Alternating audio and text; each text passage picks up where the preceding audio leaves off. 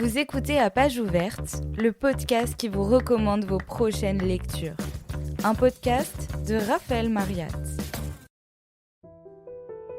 La cigale ayant chanté tout l'été se trouva fort dépourvue quand la bise fut venue. Pas un seul petit morceau de mouche ou de vermisseau.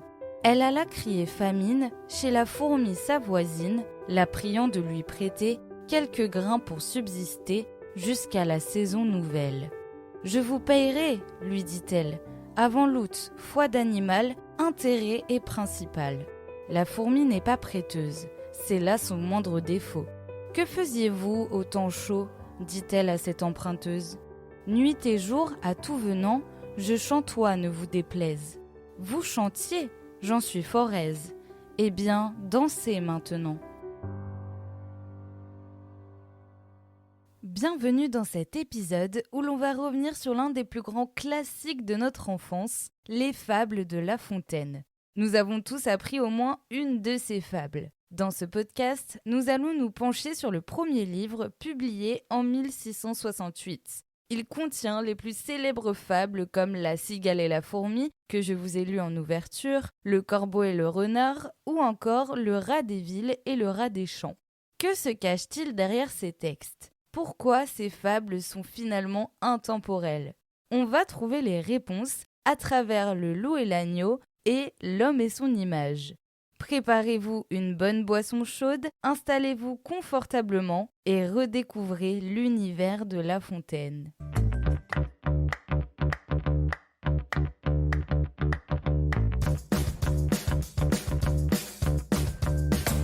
Jean de La Fontaine est l'un des auteurs les plus célèbres du XVIIe siècle, celui du classicisme. Une époque où la raison et l'ordre dominent, où l'art cherche l'équilibre parfait entre la beauté et la vérité. En littérature, les écrivains de cette période devaient répondre à deux exigences majeures. L'idéal classique, incarné par l'honnête homme, modèle social, idéal, cultivé et réfléchi, qui s'intéresse aux arts et aux sciences et agit selon la raison. L'imitation des anciens, respect des modèles grecs et latins, un principe défendu notamment par Charles Perrault et Jean de La Fontaine, qui s'inspirent des auteurs antiques tout en les adaptant à leur époque. Jean de La Fontaine se distingue cependant par sa liberté poétique et son regard attentif sur la société. Méfiant vis-à-vis du pouvoir, il trouve ses principales inspirations dans la nature et la liberté et choisit de mettre en scène, la plupart du temps, des animaux pour parler des hommes. C'est ainsi qu'en 1668, il publie son premier recueil de fables, fortement influencé par les auteurs grecs comme Ésope. Derrière chaque récit se cache une analyse subtile et lucide de la condition humaine. Le XVIIe siècle, c'est aussi le siècle de Louis XIV, le roi soleil, symbole de la monarchie absolue. En 1634, le cardinal Richelieu fonde l'Académie française. Pour la première fois, une assemblée d'hommes de lettres peut débattre, publier des normes et exercer une influence sur la société et la nation. La mission principale de l'Académie est de créer une langue soignée et accessible à tous en rapprochant l'écrit du parlé tout en respectant les règles grammaticales et stylistiques.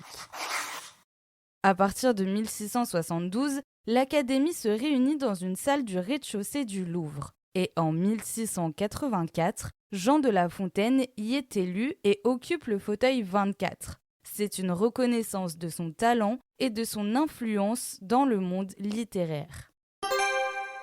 Avant d'entrer dans les détails de ses œuvres, il convient de rappeler ce qu'est une fable. Un récit allégorique qui délivre une moralité précise, une petite histoire pour dire de grandes vérités. Et il est fascinant de constater que certaines de ces morales restent parfaitement applicables à notre époque. Le loup et l'agneau. La raison du plus fort est toujours la meilleure, nous l'allons montrer tout à l'heure. Un agneau se désaltéroit, dans le courant du nom de Pur, un loup survint à jeun, qui cherchoit aventure, et que la faim en ces lieux attiroit. Qui te rend si hardi de troubler mon breuvage ? Dit cet animal plein de rage. Tu seras châtié de ta témérité. Sire, répond l'agneau, que votre majesté ne se mette pas en colère, mais plutôt qu'elle considère que je me vas désaltérant dans le courant plus de 20 pas au-dessous d'elle, et que par conséquent, en aucune façon, je ne puis troubler sa boisson. Tu la troubles, reprit cette bête cruelle, et je sais que de moi, tu médis l'an passé. Comment l'aurois-je fait si je n'étais pas né, reprit l'agneau. Je tette encore ma mère. Si ce n'est toi, c'est donc ton frère. Je n'en ai point. C'est donc quelqu'un des tiens, car vous ne m'épargnez guère, vous, vos bergers et vos chiens. On me l'a dit, il faut que je me venge. Là-dessus, au fond des forêts, le loup l'emporte et puis le mange, sans autre forme de procès. Dans la fable Le loup et l'agneau, Jean de La Fontaine dénonce le pouvoir et la justice sous Louis XIV. Il dépeint une société où ceux qui détiennent l'autorité, symbolisée ici par le loup, imposent leur volonté sans véritable fondement en utilisant simplement leur force. Le loup apparaît d'emblée comme une figure tyrannique et cruelle. Son discours est marqué par le champ lexical de la haine, plein de rage, colère, et par des menaces. Il faut que je me venge. Il agit en prédateur, soumis à sa faim et à ses pulsions agressives sans jamais chercher la vérité ou écouter la défense de sa victime. Cette représentation illustre comment le pouvoir absolu peut corrompre la raison et transformer la justice en instrument de domination.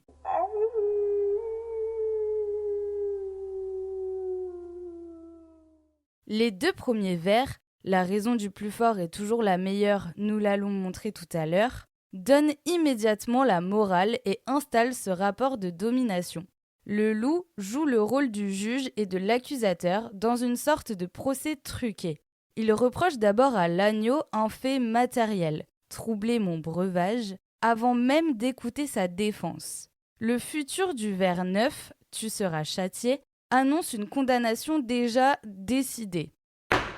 Ce procédé montre la manipulation du langage et des règles par le puissant pour justifier ses actes arbitraires, un mécanisme qui reste visible dans les systèmes autoritaires. Le rapport de force se retrouve aussi dans la manière dont les deux personnages se parlent. L'agneau, doux, innocent et respectueux, s'adresse au loup comme un sujet à son roi. À l'inverse, le loup tutoie l'agneau, ce qui est une marque de dédain et d'infériorité sociale. Les fables de La Fontaine paraissent à une époque de tournant politique majeur. En 1655, Louis XIV avait prononcé sa célèbre phrase « L'État, c'est moi » pour rappeler au Parlement que les affaires de l'État dépendent exclusivement de lui. Puis, en 1661, il décide de régner seul, sans Premier ministre, ce qui marque le début de la monarchie absolue. Il détient alors les 3 pouvoirs de l'État, législatif pour établir les lois, exécutif pour les appliquer et judiciaire pour rendre la justice. La conclusion de la fable, le loup l'emporte et puis le mange sans autre forme de procès, dénonce clairement les pratiques judiciaires arbitraires et l'injustice institutionnalisée. Elle illustre également un principe universel. Lorsque la force prime sur le droit, les faibles n'ont aucune chance de se défendre. Cette leçon reste pertinente aujourd'hui car elle peut s'appliquer à des contextes variés, des régimes dictatoriaux contemporains, à des situations de harcèlement ou d'abus de pouvoir dans la vie professionnelle et sociale. L'homme et son image. Pour Monsieur le duc de La Rochefoucauld. Un homme qui s'émoit sans avoir de rivaux passoit dans son esprit pour le plus beau du monde. Il accusoit toujours les miroirs d'être faux, vivant plus que content dans son erreur profonde. Afin de le guérir, le sort officieux présentoit partout à ses yeux les conseillers muets dont se servent nos dames. Miroir dans les logis, miroir chez les marchands, miroir aux poches des galants, miroir aux ceintures des femmes. Que fait notre Narcisse ? Il va se confiner aux lieux les plus cachés qu'il peut s'imaginer, n'osant plus des miroirs éprouver l'aventure. Mais un canal, formé par une source pure, se trouve en ces lieux écartés. Il s'y voit, il se fâche, et ses yeux irrités pensent apercevoir une chimère vaine. Il fait tout ce qu'il peut pour éviter cette eau. Mais quoi ? Le canal est si beau qu'il ne le quitte qu'avec peine. On voit bien où je veux venir. Je parle à tous, et cette erreur extrême est un mal que chacun se plaît d'entretenir. Notre âme, c'est cet homme amoureux de lui-même. Tant de miroirs, ce sont les sottises d'autrui. Miroirs de nos défauts, les peintures légitimes, et quant au canal, c'est celui que chacun sait, le livre des maximes. Dans L'homme et son image, Jean de La Fontaine rend hommage à deux auteurs, Ovide pour le mythe de Narcisse dans les Métamorphoses et le moraliste La Rochefoucauld. Cette fois, la fable ne met pas en scène des animaux, mais un personnage fictif, ce qui permet à Jean de La Fontaine d'explorer la psychologie humaine. Le personnage central est un homme amoureux de lui-même, persuadé d'être le plus beau du monde. Il refuse de regarder son reflet, car il pense que les miroirs sont trompeurs et ne veut pas se confronter à ses propres défauts. Cette attitude montre son aveuglement volontaire. Il préfère se tromper lui-même plutôt que d'admettre ses imperfections. Pour tenter de le corriger, le sort officieux multiplie les miroirs autour de lui. Il s'agit d'une personnification du destin, qui cherche à lui faire voir la réalité. Plutôt que d'accepter ces indices, le personnage fuit et s'isole, espérant échapper à la vérité. Mais même dans sa solitude, un canal limpide lui renvoie son image. Sa colère devant ce reflet prouve que la vérité est difficile à accepter, surtout lorsqu'elle contredit l'image que l'on se fait de soi. Cette fable est une allégorie sur la nature humaine. L'homme représente l'âme humaine, souvent portée à l'auto-illusion et à la vanité. Les miroirs symbolisent les autres et leurs critiques, qui peuvent servir de révélateurs de nos défauts. Le canal, quant à lui, renvoie au livre des maximes de La Rochefoucauld, qui confronte chacun à des vérités morales parfois difficiles à entendre. Le style de Jean de La Fontaine contribue à rendre la fable vivante et mémorable. L'ironie et l'humour sont présents dans des phrases comme « Il accusait toujours les miroirs d'être faux » ou « Il se va confiner aux lieux les plus cachés qu'il peut s'imaginer », qui soulignent le ridicule et l'excès de vanité du personnage. La fable combine histoire plaisante et réflexion morale. Le rire devant l'exagération de l'orgueil de l'homme prépare le lecteur à accepter la leçon sur la connaissance de soi et l'importance de la lucidité. La morale de L'homme et son image reste totalement actuelle. Aujourd'hui, de nombreuses personnes cherchent encore à se convaincre qu'elles sont supérieures aux autres. Elles ont tendance à ignorer leurs défauts plutôt que de les reconnaître. Cela se voit notamment sur les réseaux sociaux, au travail ou dans la vie quotidienne. Dans ces situations, l'image que l'on projette est souvent jugée plus importante que la réalité. La fable illustre également notre tendance à fuir les critiques et à chercher des confirmations positives plutôt que des vérités parfois inconfortables, un comportement amplifié par les bulles de filtres numériques qui nous montrent surtout ce que nous voulons voir. Jean de La Fontaine nous rappelle que la lutte contre l'autocomplaisance n'a rien perdu de sa pertinence. Les fables de La Fontaine sont bien plus que de simples histoires destinées à divertir. Ce qui les rend exceptionnelles, c'est la capacité de l'écrivain à allier humour, finesse et pédagogie. L'ironie, la métaphore animale et le rythme poétique rendent ces critiques plus accessibles et mémorables tout en évitant le ton moralisateur direct. Jean de La Fontaine propose une méthode d'observation et d'analyse du comportement humain où la fiction devient un outil d'introspection et de compréhension de la société. Jean de La Fontaine a donc prouvé que la virtuosité littéraire et la réflexion morale peuvent coexister.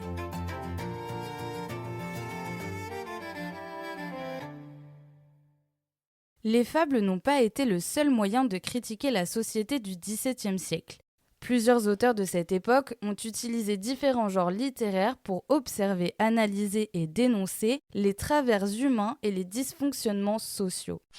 Dans les caractères, Jean de la Bruyère dresse des portraits satiriques des mœurs de son époque. Il parle d'hypocrisie et de vanité à travers de fines observations de la société. Les contes de Charles Perrault, comme Le Petit Chaperon Rouge ou Cendrillon, reprennent des leçons de vie universelles. Il fait des mises en garde contre les dangers de la naïveté et valorise l'intelligence et la prudence. Dans sa pièce Le bourgeois gentilhomme, Molière critique ouvertement la noblesse du XVIIe siècle. Il utilise le comique et l'exagération pour dénoncer les obsessions de la haute société et l'aspiration à paraître plus noble. Voilà, le XVIIe siècle a été un âge d'or de la réflexion sur l'homme et la société. Il est important de les lire pour se rendre compte des progrès qui ont été faits et ceux qui doivent encore être produits. Alors, foncez en librairie pour les découvrir. Vous venez d'écouter À Page Ouverte, un podcast écrit et réalisé par Raphaël Mariat. Pour plus d'épisodes, rendez-vous sur votre plateforme d'écoute préférée.